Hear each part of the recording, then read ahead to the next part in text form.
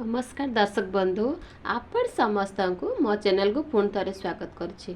दर्शक बंधु आमे जो घरटी बनई था घर साजसज्जा घर सौंदर्य वर्धन करने आमे घर भीतर किसी ना किसी फटोचित्र लगाई था। सी जहाँ भी हो भगवान फटोचित्र हो जहाँ भी हो जेतेबेले आमे फटोचित्र लगाई थाउ आमे जानी भी न थाउ जे केउ फटोचित्र घर लगाइबा द्वारा घरर सुख समृद्धि बढ़ी थाए, केउ फटो द्वारा लगाइबा द्वारा घरर अन्य कक्ष क्षति होइथाए जाकि आर्थिक क्षति अनटन होइथाए। घरर लोक मानक भितर परस्पर सदा सर्वदा लगी रही थाए, किंतु आमे एही सब को ध्यान न देही किछि ना किछि निज पसंद मुताबक फटोचित्र को आनी निज घर कांथारे लगाई था। दर्शक बंधु मु आज यही वीडियो रे आपण को एपरी फटोचित्र कहबा को जाउछि जहाँकि घरे लगाइबा को अनिवार्य मना करा जायछि। केउ फटोचित्र को निज आपणकर घरे लगाइबा द्वारा सुख समृद्धि बढ़ाइब, कौन फटोचित्र की फल मिलिबो ता विषय रे आजिर वीडियो रे जानिबा। मने रखंतु केउ फटोचित्र लगाय द्वारा केउ शुभ फल मिलिबो सेही विषय रे विस्तार रूप रे कहबी। आपण मान को मोर अनुरोध वीडियोटी को निहाती शेष पर्यंत देखंतु। जदि आपण माने मो चैनल नुआ आछंती पाखर थिया बेल आइकन को क्लिक करी वीडियोटी को लाइक करी बहुत मात्रा रे शेयर कर दियंतु। हुए तो एही वीडियो आपण को काम रे आसीबा अन्य मानर काम रे भी आसीबो। छोटिया प्रयासटी बंधु अन्य मानक काम रे आसीबा पई वीडियोटी को निहाती शेयर करंतु। चलंतु आउ देरी न करी आजिर वीडियोटी को आरंभ करिया। दर्शक बंधु भगवान श्रीकृष्णकर फटो पछरे गाई छिड़ा होइथिबे, भगवान श्रीकृष्ण बंशी धरी आगरे थिबे। सेही फटो को आपण जदि निज ड्राइंग रूम रे किबा पूजा घर लगाउछंती यह सौभाग्य सहित धन प्राप्ति मध्य मार्ग खोली देई थाए।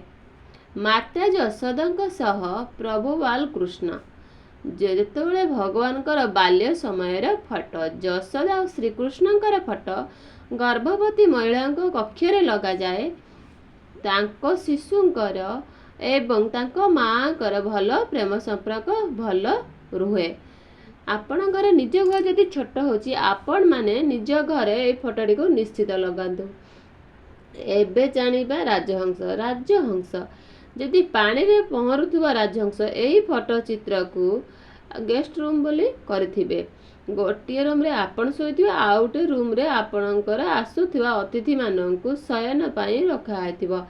सेही घर जदि राजहंस पहरुथिबा फटो चित्र रखिबे तेबे आपणकर धन प्राप्ति मार्ग खोली जीवो।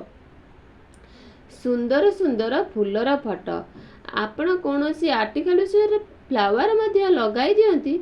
कौनसी पानीर पात्र रे प्रत्येक दिन सुगंधित फूल को निज बेडरूम रे लगांती। पति पत्नी मध्य रे भल प्रेम संपर्क रही थाए, भल बुझाणा मध्य रहिबो।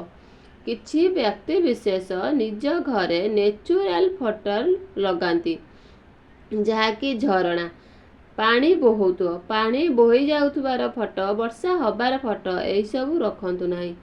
ए सब रखिते मन अस्थिर हुए, पानी टंका सबू पानी परी बही चली जाए।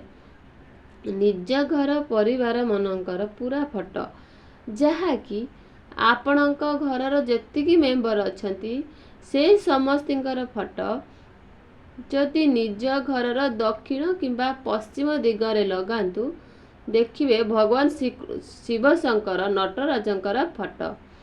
यह घरे जमारू लगांतु नहीं, यह घरे लगाइबा द्वारा बिना सुजोग देई थाए। एही मूर्ति को लगाइबा द्वारा घरर झगड़ा झांटी ए सब होई थाए।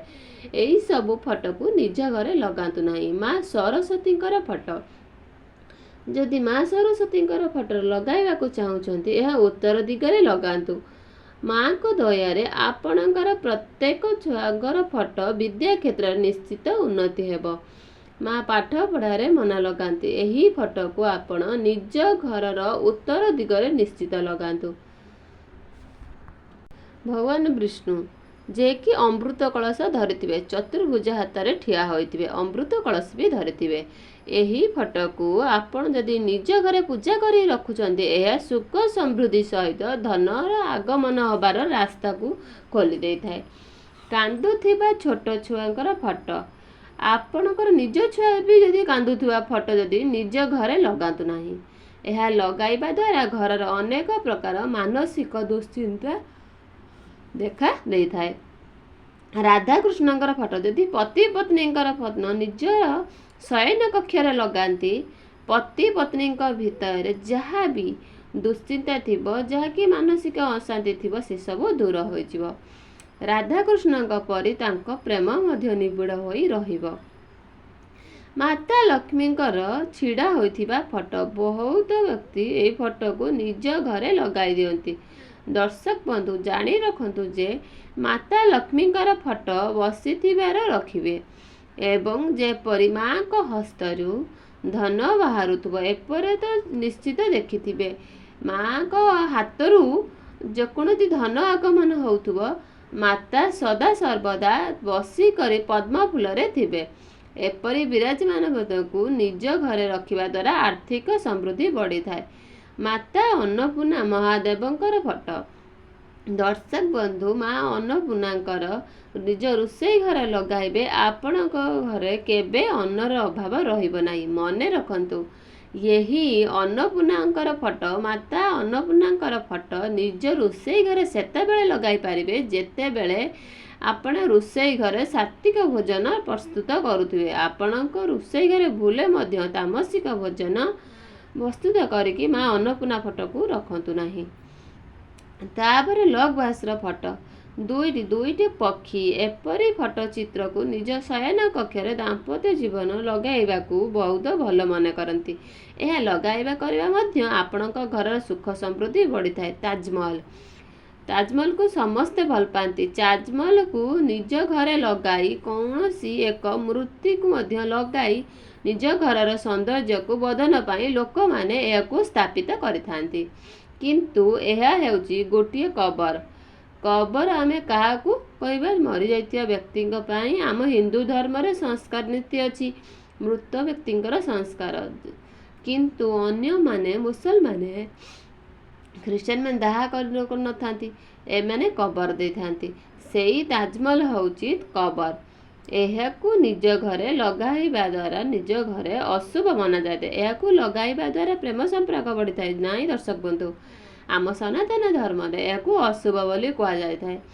ଆମ ସନାତନ ଧର୍ମରେ ରାଧାକୃଷ୍ଣଙ୍କ ଫଟୋକୁ ହିଁ ଗୋଟିଏ ଦାମ୍ପତ୍ୟମାନଙ୍କ ପାଇଁ ପ୍ରେମ ସମ୍ପର୍କର ନିବିଡ଼ ସହିତ ରାଧାକୃଷ୍ଣଙ୍କର ଫଟୋ ଚିତ୍ର ହିଁ ଆସିଥାଏ।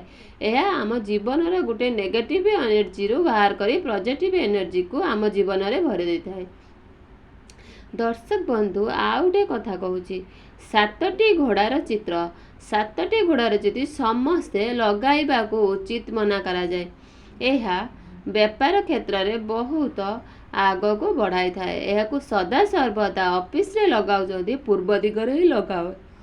ଘରେ ମଧ୍ୟ ପୂର୍ବ ଦିଗରେ ହିଁ ଏକୁ ଲଗାଇବା ଦରକାର। ଯେତେବେଳେ 7ଟି ଘୋଡ଼ା ଦୌଡ଼ୁଥିବେ, ପଛପଟେ ସୂର୍ଯ୍ୟ ଉଦୟ ହେଉଥିବେ। ଏହି ଫଟୋକୁ ନିଜର ଘରେ ପୂର୍ବ ଦିଗରେ ଲଗାଇ ଦିଅନ୍ତୁ। ଉଇଁଥିବା ସୂର୍ଯ୍ୟଙ୍କର ଫଟୋ। ଦର୍ଶକ ବନ୍ଧୁ, ଏପରି ଗୋଟେ ଫଟୋ ଆପଣ ଆପଣଙ୍କ ଘର ମେନ୍ ଗେଟ୍, ଯେପରି ଘରୁ ବାହାରିବା ବେଳେ ମେନ୍ ଗେଟ୍ରେ ଏହି ଫଟୋ ଚିତ୍ରକୁ ଦେଖିପାରିବେ। ଏହା ଦେଖିବା ଦ୍ୱାରା ଆପଣଙ୍କ ଘରର ମଧ୍ୟ ସଦା ସର୍ବଦା ନୂତନ ଜୀବନ ଆବିଷ୍କାର ହେଉଥିବ। ସଦା ସର୍ବଦା ଆପଣଙ୍କ ଘର ବ୍ୟକ୍ତିମାନଙ୍କୁ ନୂଆ ନୂଆ ଜିନିଷ ଆଗ୍ରହ ହେଉଥିବେ। ସମସ୍ତଙ୍କର ନୂତନ କରିବାରେ ଇଚ୍ଛା ଥିବ। ଦର୍ଶକ ବନ୍ଧୁ, ନିଜର ଘରର ଶୋଭାବର୍ଦ୍ଧନ ପାଇଁ କୌଣସି କଣ୍ଟା ଜାତୀୟ ବୃକ୍ଷ ନିଜ ଘରେ ଲଗାନ୍ତୁ ନାହିଁ। ଏପରି କରିବା ଦ୍ୱାରା ଆପଣଙ୍କର ଘର ବାସ୍ତୁ ଦୋଷ ହୋଇଥାଏ। ତେବେ ଦର୍ଶକ ବନ୍ଧୁ, ଆଶା କରୁଛି ଯେ ଆପଣମାନଙ୍କୁ ଏହି ଭିଡ଼ିଓଟି ନିଜ କାମରେ ଲାଗିବ। ଆପଣମାନଙ୍କର ଭୁଲ ଯଦି କିଛି ଲଗାଇ ଦେଇଛନ୍ତି ଫଟୋ ଚିତ୍ର, ଆଜି ହିଁ ବାହାର କରିଦିଅନ୍ତୁ। ଏହି ଜିନିଷର କୌଣସି ବାସ୍ତୁ ନିୟମକୁ ମଧ୍ୟ ଧ୍ୟାନ ଦିଅନ୍ତୁ। ଯେଉଁ ବାସ୍ତୁ ନିୟମ ମାନିଲେ ଆପଣମାନଙ୍କ ଘରର ହିଁ ଉନ୍ନତି ହେବ। ଆଶା କରୁଛି ଯେ ଆପଣମାନେ ମଧ୍ୟ ଏହି ଫଟୋ ଚିତ୍ରକୁ ନିଜ ଘରେ ନିଶ୍ଚିତ ଲଗାଇବେ। ଆଜି ପାଇଁ ରହିଲି, ପୁଣି ଦେଖାଯିବ ଆଗାମୀ ଏକ ସୁନ୍ଦର ଭିଡ଼ିଓରେ। ରହିଲି ଦର୍ଶକ ବନ୍ଧୁ, ଯଦି ଆପଣମାନେ ଚାହିଁବେ ଆପଣମାନଙ୍କ ବନ୍ଧୁମାନଙ୍କ ପାଖକୁ ଏ ଭିଡ଼ିଓଟିକୁ ସେୟାର କରିପାରିବେ। ତେବେ ମୋର ଭିଡ଼ିଓଟିକୁ ଲାଇକ୍ କରି କମେଣ୍ଟ କରିବା ପାଇଁ ଜମାରୁ ବି ଭୁଲିବେନି ଦର୍ଶକ ବନ୍ଧୁ। ରହିଲି, ପୁଣି ଦେଖାଯିବ ଆଉ ଗୋଟେ ଭିଡ଼ିଓରେ। ରହିଲି, ଜୟ ଜଗନ୍ନାଥ।